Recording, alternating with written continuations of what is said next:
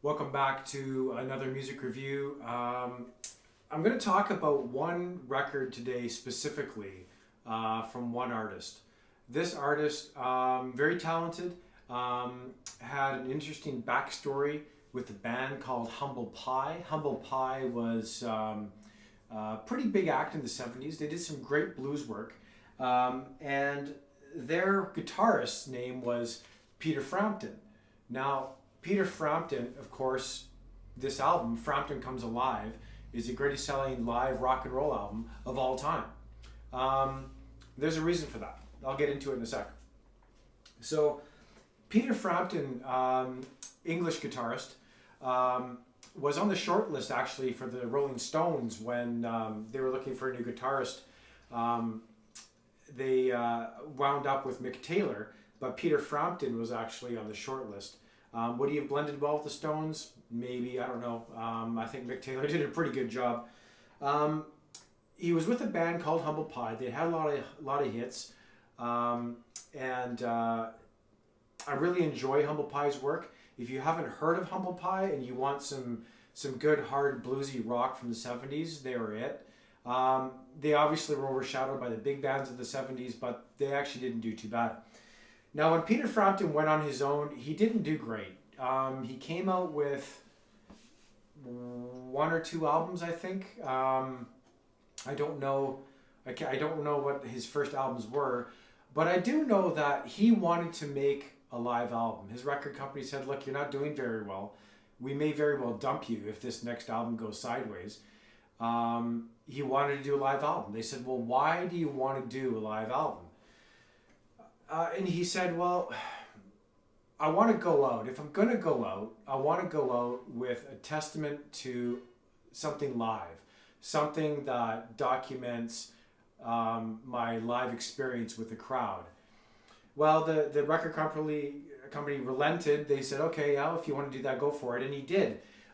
He recorded the show in San Francisco, and as the album opens, the MC says, "If ever there was an honorary member of San Francisco society, Mr. Peter Frampton, he takes the stage." Now, the songs that are on Frampton Comes Alive are songs that he'd already done on his previous albums and hadn't done very well.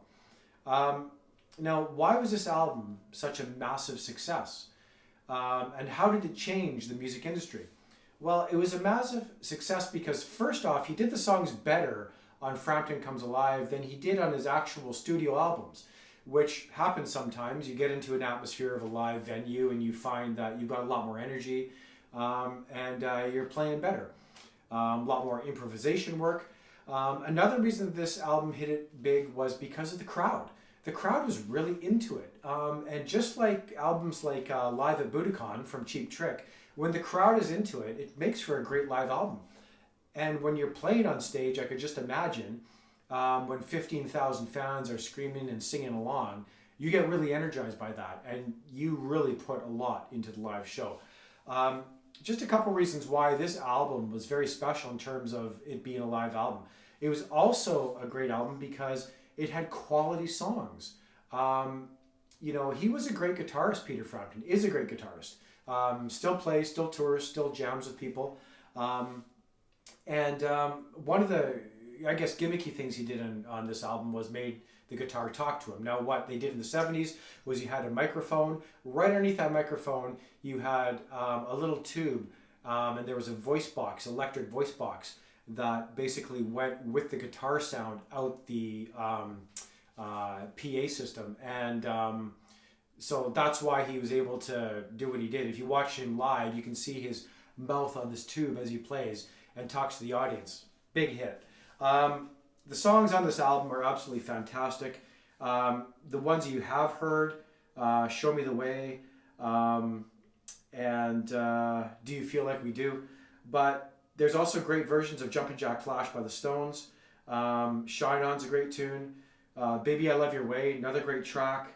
All I Want to Be Is By Your Side. That's a fantastic song.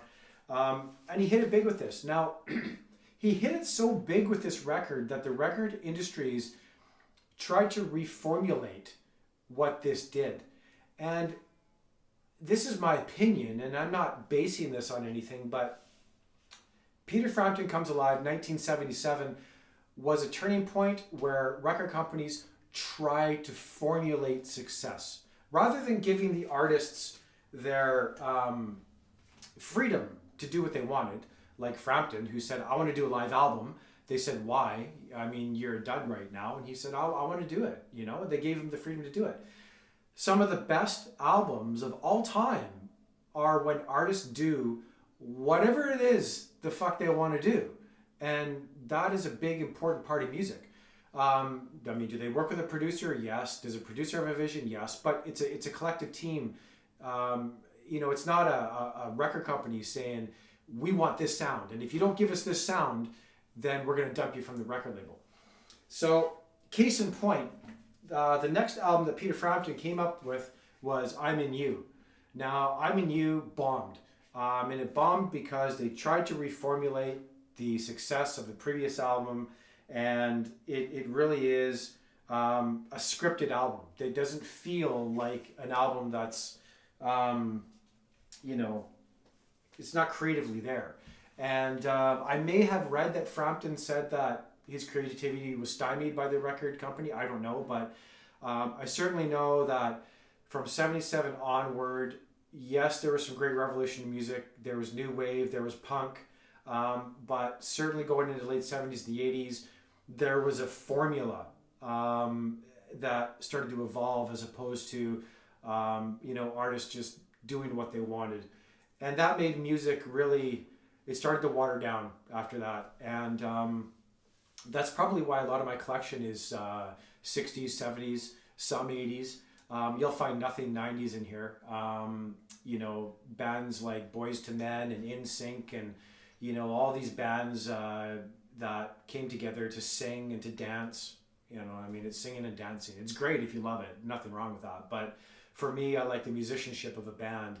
And from the late 70s onward, you know, certainly Frampton Comes Alive was a prime example. You had the last ditch effort of great creativity in rock and roll music. I don't think that there's much in the 80s that was really creative. It was very heavily produced. You know, I always harken back to the 70s and other genres of music other than rock and roll. So yeah, Peter Frampton still tours, still does a lot of stuff. He's quite a character. If you ever get a chance to watch him in interviews, he's a pretty funny guy, talented guy, great singer. I still love Frampton Comes Alive. I still think that this album is one of the best live albums, and I certainly think that it's an album that if you haven't heard it, you should listen to. It's fantastic. There's all the Pete right there. Anyway, I hope you enjoyed the review. Next band coming up had 2 lead singers, became more successful when the second one came in, and that's where I loved him, was the second phase of Genesis.